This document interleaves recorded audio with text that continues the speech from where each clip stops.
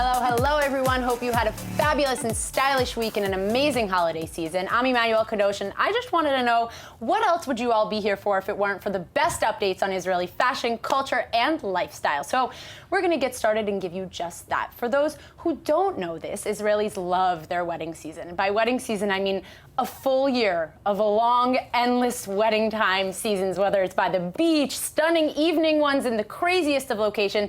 But that's not even it. Most of the people getting married in Israel are between their early 20s and early 30s. So how do these young couples even know where to begin, when the planning starts, where to book things? Well, my next guest has the answer. Joining me in the studio to kick off today's show is Edie Fitzsimmons, the founder of Wedding Fair Tel Aviv. Hi, thank you for having me. Thank you for coming in. This is a wedding episode It's a today. wedding episode. Yeah, it really Okay. is. So tell me, what is Wedding Fair Tel Aviv and how'd you get started? Wedding Fair Tel Aviv is everything you need for your wedding under one roof. Right. We have dresses, we have fashion shows, we have photographers, we have flowers. In the background, you're kind of seeing one of our shows. Like a little bit of everything. Little bit of everything. We also try and add in some little interesting things, like things you wouldn't actually think of. At our next show in November 5th, we're having a dentist who does cosmetic dentistry and teeth whitening. Right. You told me that. You can get your teeth fixed. Teeth whitened before the big day. There are things that people just don't even think about. Yes. So we try and do all of those things, and we bring them all to one room, and the brides and grooms and their mothers and their friends all come for free. Oh, so it's not just for the brides. It's not just for you guys to come and find out what makeup artists and hairstylists. No, it's for the grooms to help. They have to help. Right. And so they have to have a say. They have to have a say. Or think they have to. Yeah, exactly. So we bring them to this wedding fair. We bring them to the wedding fair. Or, in Canada, where we come from, you always go to a wedding fair before you get married. I mean, it's a tradition. I've gone several times with girlfriends. Every time somebody got married, we would go to the wedding fair, watch the fashion shows, be a part of it all. Yeah. And so you're saying that there's also wedding dresses, you said photographers, dentists, makeup artists, flowers, DJs, everything? Everything. So you're literally having these new bride and grooms that are coming, especially the young ones. A lot of Israelis, now that you're living here in Israel, you probably have noticed that a lot of them are in their early 20s. Yes. They're babies, they're kids. And the engagements are so short here. How do they plan it? Yeah, exactly. You're probably like, that's why I'm here. That's this is why what I'm doing here. Well, we actually, when we decided to move to Israel, and we thought, what are we going to do? And we decided to be a part of the wedding industry. There's 50,000 weddings that happen in Israel a year. It's a lot. So how often are these fairs actually happening? We're having the fairs twice a year. Wow. We're going to have a fall show, which is November 5th. And it's at the Hadar City Tower. Okay. And then we'll have a spring show as well. Because the engagements, it's like constant. So but there's also different seasons for weddings, different types of weddings. If you're going to have a summer one, you want different photographers, different wedding designers, different everything. You meet the people that you click with. Right. And that's you can go onto Facebook and you can get a million different recommendations for different hairdressers, makeup artists. But until you actually meet them and you see that, are they the ones for me? Or you do like a test run with them, and if you're already in a huge fair type of atmosphere, you can go around to different booths. And do the tests and book the tests and see if you like their style, look at their pictures, look at their portfolios. And so how many people that have really walked away from these fairs and been like, oh, I needed this, Have people come up to you and been like, yes, where would I have been without this? Absolutely. And it's really interesting. Our first fair was last January. Okay. And we got hit by the rain, but I have to tell you that the brides that came, they were serious. They knew what they were coming from. They were serious, and they ran the show. And we had one come in at 5 to 10, and she said, I need a wedding planner. So I said, here you go. We were closing in 5 minutes. Almost everyone was packed up. She says, I got here, I need a wedding planner. So she got her wedding planner. And so how do people come and contact you guys? Like, me as a wedding photographer, do I contact you? You can contact me. To join the fair. To join the fair. Right. The brides can register for free on weddingfairtlv.com. Registration is free. Our website is in English, Hebrew, and French. Amazing. So you really understood. You really understood Israel pretty quickly. Really quickly. How many brides can come in? Register an endless amount. An endless amount. Amazing. Now there is a prize. Ooh. One of the first 500 brides that registers and attends the fair will be put in a draw for a spa day for 2 at the Carlton Hotel, which includes breakfast, a massage, and the pool for the rest of the day. So whichever bride actually wins, is she required to bring the groom, or like can she bring a friend? Whoever she wants. Because like, who wants to spend another full day right now with, you know, like we're already going to a wedding fair and we won the spa day. That sounds amazing. Yeah, but actually a lot of the brides said to us, you know, a lot of the honeymoons take place after. Right. And it's like a mini pre-honeymoon. Yeah, well, they said, you know, we'd like to have that because, you know, you've put so much money out for the wedding. You don't want to have to put more money out for things like that. For sure. And like we said, it's expensive to, you know, organize a wedding, especially in your early 20s when you're trying to figure it all out. So I think this is the perfect and most ideal situation for brides and grooms to have everything organized in one fair. And you really got it. You really found the niche here. So thank you so much. Thank you so much for coming in. And I'm sure so many brides and grooms are going to be swarming to your next fair. Anytime. So thank you so much. Thank you so much. All right, there you have it. All you brides and grooms out there looking to plan the absolute perfect wedding, make sure you guys are updated as to when the next wedding fair Tel Aviv will take place. You won't want to miss it.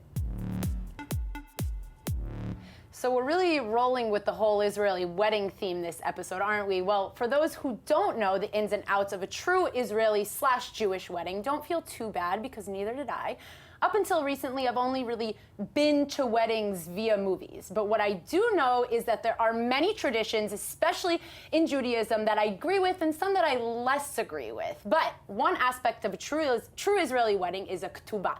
And here to tell us all about her own unique designs is Rochelle Chiprut. Tell me I said that right. You did. You did great. There you go. Okay, so I said your name correct, and now we can start. Fantastic. So, Rochelle, first of all, thank you so much for coming in. Thanks for having me. I saw your designs, I saw your pictures, and it just looked so interesting, and I really wanted to kind of get to know what a ketubah is and how'd you get started in, you know, creating them. Sure. So a ketubah in its original form is just a Jewish marriage document. It is the formal document that shows to the world via the Rabbanut that you're married. Okay. And traditionally it's in Aramaic. It's very sort of old school, and you're given quite a decorative piece as part of your wedding ceremony.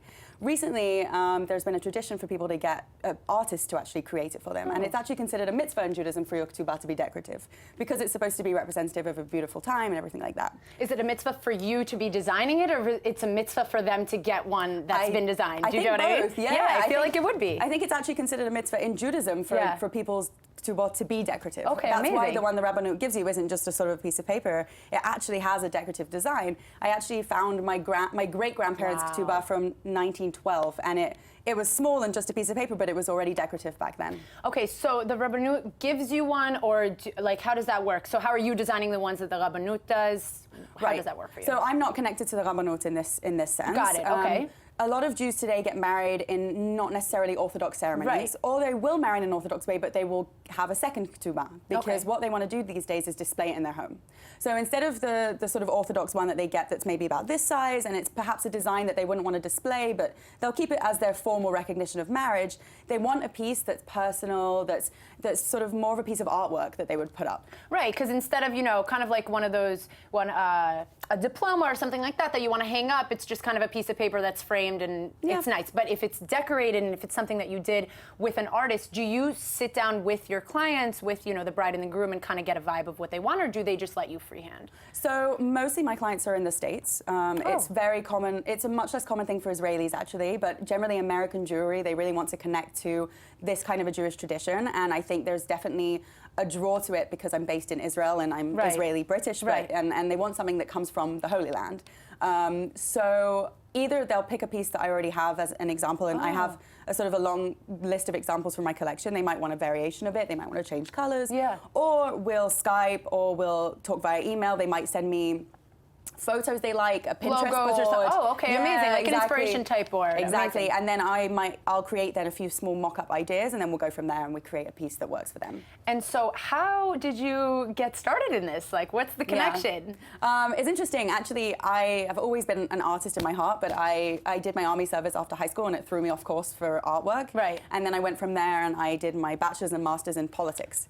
I know. So really connecting to the whole art scene, aren't we? Totally disconnected, but always doodling on the side. And then I worked in a PR firm straight out of university here in Israel. And when I was there, I met a friend who was getting married, and she was Pinteresting while she was at work, looking at different ketubah options. She turned to me and she said, "Rochelle, why don't you make my ketubah for me?" And I was like, "What is that?" Yeah, literally, what is that? I was like, I didn't know people make these. Like, I've seen my parents' one under the bed. I didn't really know much about it. So I then started to do my research, and I thought, wow, this is really something I feel like I can contribute to. And it's such a niche situation because you don't know a lot, artists, there's all different types of artists and stuff like that, but you're really focusing on this ketubah, like this is what you do. And so how long, does each one take? What are the materials that you're using? Is there a piece of paper that, like you have to be using for the ketubah? What is it, how does it work? So it's been a learning process from the beginning, because so the way the process works generally, and I'm talking about the original paintings because I also offer prints, which are a more affordable option.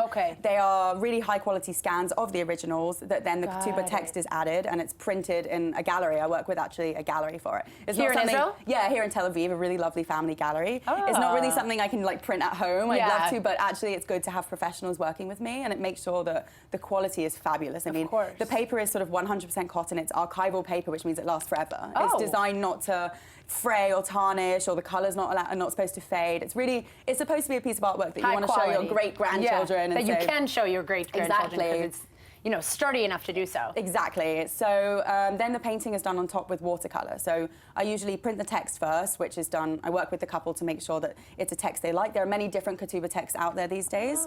You don't necessarily have to use the Orthodox Aramaic text.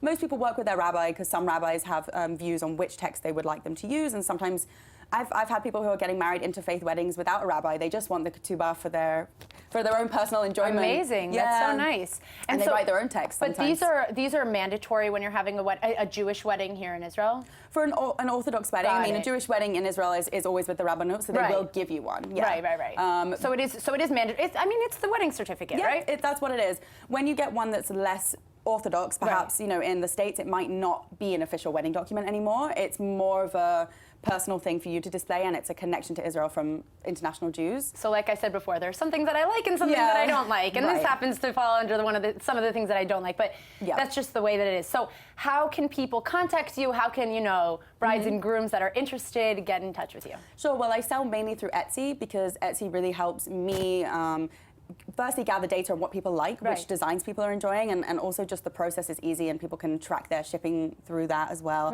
So I'm on Etsy. My name on Etsy is Delicate Brush Israel. My brand is The Delicate Brush. Amazing. I also sell different Jewish gifts that are with a similar style, a modern twist, like home blessings, bar mitzvah gifts, stuff like that. The ketubot is my sort of main thing, but those are really nice. I've had a lot of people give home blessings as wedding gifts. So it sort of connects to the wedding industry as well. So you're really in the whole wedding. I'm in the wedding industry. A great addition to the show. We're just really flowing with this whole wedding theme right here. It's a wonderful industry. It is, and it's huge here in Israel. Whether people are getting married at such a young age, early 20s, early 30s, they're all getting married. So a lot of people don't know traditions. They don't know certain things that they need to do, and a lot of kids, would want something like that, something very creative and unique and very personal. So thank you so much for coming in, Thanks Rochelle. so much I really for having appreciate me. it. Thank you. Well, now you can all safely say you know exactly what a ketubah is and why it's so important to a Jewish wedding. Make sure you guys check out Rochelle's Etsy page to find out where you can get your own personal ketubah designed by her. And now, for the life of every party, and most definitely my studio here, the one and only fashionista that you've seen on my show multiple times and will continue to see her here until forever. Fashion designer, personal stylist, and babe of all babes, Rachel Zoal, is in the studio with me. Hello. Hello, babe. Hey. Here Okay. I am. Here you are again, of course. And now we are going to be talking about the big Israelis that made it in Hollywood currently, and the most latest, most prominent. So who do we have to kick off today? Shiri Maimon. Yes. The latest bomb. Yes, literally bomb dropped that nobody knew about. It was like a secret. I know. One day you opened the magazine and the newspaper and you saw that she made it, and she did it so quietly and so smartly. So for those who don't know, Shiri Maimon is an unbelievable singer here in Israel, and now she is Roxy Hart in the Broadway play Chicago. Yeah, in she's New York the main City. actor. Yeah. How insane. Okay, so how did you find out about this? What are we thinking about this? Wow. First of all, Shiri Maimon, she's an angel. Yeah. You know, she does everything so smartly. Every choice that she makes on her career is so smart. You know, she started her career as a second place singer in the song competition Kochav Nolad. For those who don't know, Kochav means star, Nolad means born, so a star was born, and that was the reality show, the singing reality show that she got second place in. I thought she won. Second place. You know what? Nobody remembers that she didn't win, because after the show, after the competition, she blew up. And even in that show, everybody knew that she's going to be a star, because she had like an energy and a charisma like nobody had at that show. So she got second place, and then she was also in Eurovision, right? She was in the Eurovision 2005. She went on the competition, Kochav Nolad 2003. 2005, she already been in the Eurovision. She got the fourth place. Wait a minute. So she got second place in Kochav Nolad, and then people are always saying, second place. The second placers get the best jobs. They're the ones that are like kind of sneaky. They're going to sneak up on you and later on just because blow they up. feel all the time that they need to prove themselves, because the second place, it's not good enough for them. So they have a big drive. And she's 37 years old with 2 kids. She's not a youngin' just trying, I saw an article about her. I read an article about her that said that she's been trying to go for Broadway for years now. She's been auditioning. It's all timing. It's all crazy timing. 37 years old. It's not young age to start a Broadway career. Broadway career, but until then she did many things, because she was also a host in a musical show, X Factor. Yeah. And she worked all the time. She didn't stop for a minute. Even when she was pregnant, she was on. I remember that. Yeah, she was a judge on the X Factor when she was pregnant, and she would have to stop and be like, I have to go pee, and everyone understood. And she was amazing and beautiful. beautiful. So we can only, obviously wish Shiri Maimon all the luck in the world, and she's going to be even bigger and better. But who is our second person that we're going to be talking about today? Okay, let's talk about Lior Suchard. Yes. Okay. You read my mind, just like Lior Suchard. How did I know it? I know, because the Mentalist vibes just went through it, you know? So Lior Suchard, for those who don't know, is a master mentalist. He's one of the second, actually, he's the second one that came out really from Israel and made it big. You see him on all the big talk shows. First place in the world. Yeah. He's the most wanted mentalist in the world. Everybody are looking for him. He goes to every American show, even in London, everywhere. All these talk shows, Jimmy Kimmel, whoever it is that's that has a platform is bringing him onto the show. You cannot fly on El Al without seeing him, because also he makes the the El Al commercials. The El Al commercials. He's everywhere. He's the guy version of Bala run from here. Yeah. And he started as he was a soldier in the army. He was even a lochem kravi. How do you say it in he was a English? combat soldier. Yeah. And he started from a very. He says that he started from a very early age. I think it's something that. I say they as if they're like a different species, but I think it's something that they're born with, no? Yeah. Like you they have it that, or you don't have it. And I don't think we have it, babe. I don't think we can read people's minds the way. I'm trying to read your mind. Are you? I'm trying to read your mind. So we'll just keep our thoughts to ourselves. Do you want Lior Suchard to yourself? Yes, I want him on the show. Can you make that happen? Yeah. Are you a magician like that? Yeah. He went to Kanye, Kim Kardashian. Him and Kim Kardashian have done a lot of projects together. He's come to her house. They've done a lot of things together, and she brought him to Kanye West's birthday party this year. Yeah. And I think that's when he blew up, It's the most.